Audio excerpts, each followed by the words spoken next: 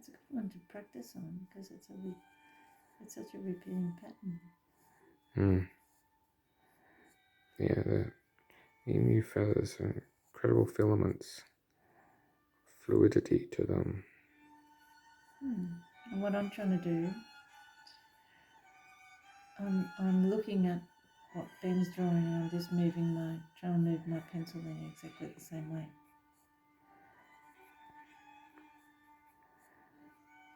But I'm not looking where I'm drawing, only looking where Ben's drawing.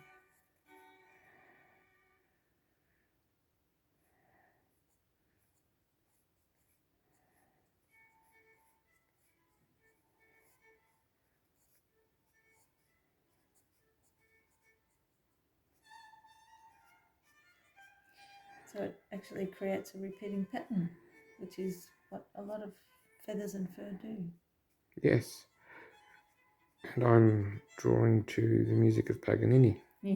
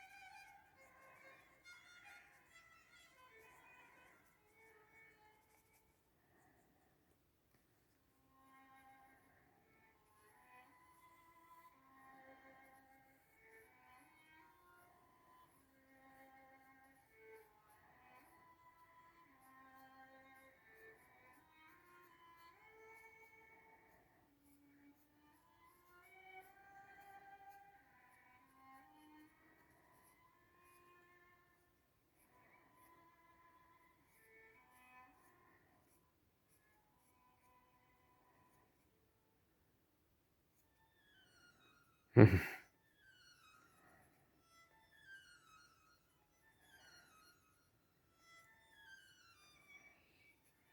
such a nice thing to do. It reminds me of Camille's little psychological, like that therapy thing that she designed, where two people draw on either side of the perspex, and you have to keep the pencils touching. It's a little bit like that. Yes. But this is great.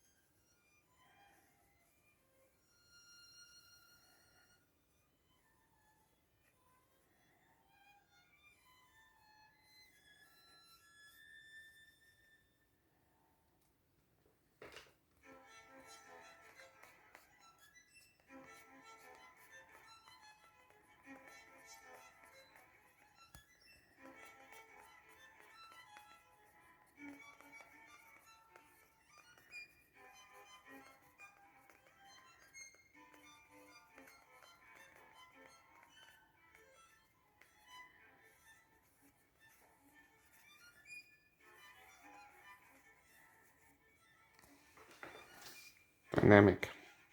It's a great looking bloody emu you got there.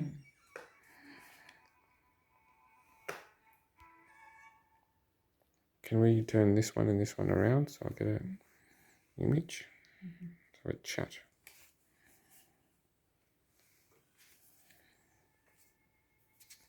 Oh, hell yeah. Did we do it again? It's great. So it's not a fluke what we're doing. No.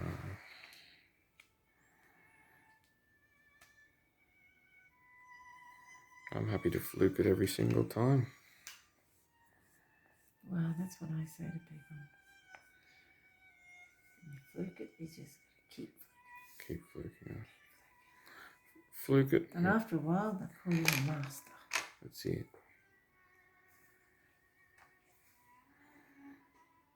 Fluke it till you can play your fluke like a flute.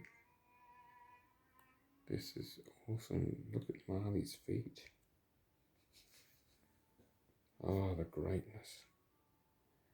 Fantastic feet, Marley.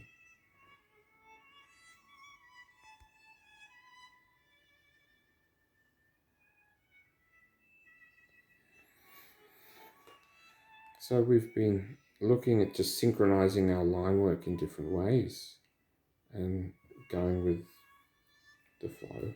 I started with following your strokes, so I wasn't looking at where I was drawing, I was just watching your pencil move.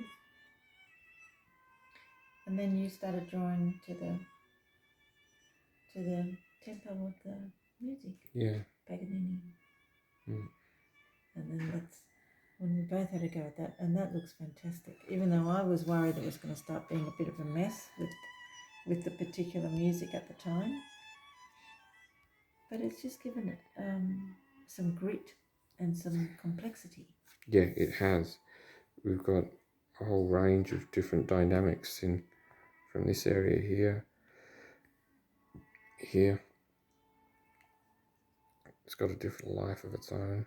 And then through here, there's musical passages where we really start to get in, because I started to copy your lines. I didn't know you were copying my lines.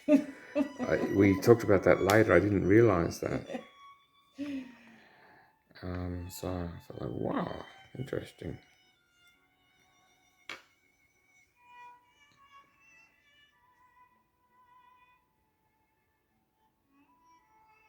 Yeah, very dynamic. Real fluidity. And the differences in the dynamism make it more like the creature, you know? Yeah, More like the character. Feathers. Yeah. Long feathers that just flow around. They blow around in the wind. That's it. Yeah, because I used some very controlled lines around here. Mm-hmm. Sometimes when you have controlled lines, it can look contrived. And so the inspiration of just, mucking around and drawing the way you're drawing, which is different to how I draw, it makes for a new line, which is an interesting line. And then, when you really let it rip. Yeah. Even though you're worried that it could really mess it up. We were both aware of it. We both knew about it. So we both started to work more softly than anywhere else. The darkness of the line stopped and we started to... I knew I was thinking it too. And so we both, had the hindsight, the foresight of hindsight, so to speak, having done this enough to know that, and so we got into it and said, no, go for it. But we used a lot of softer marks and we really got some wonderful furry friends here. Yeah, so all that stuff in there, it's beautiful. Yeah. Yeah, it's very special.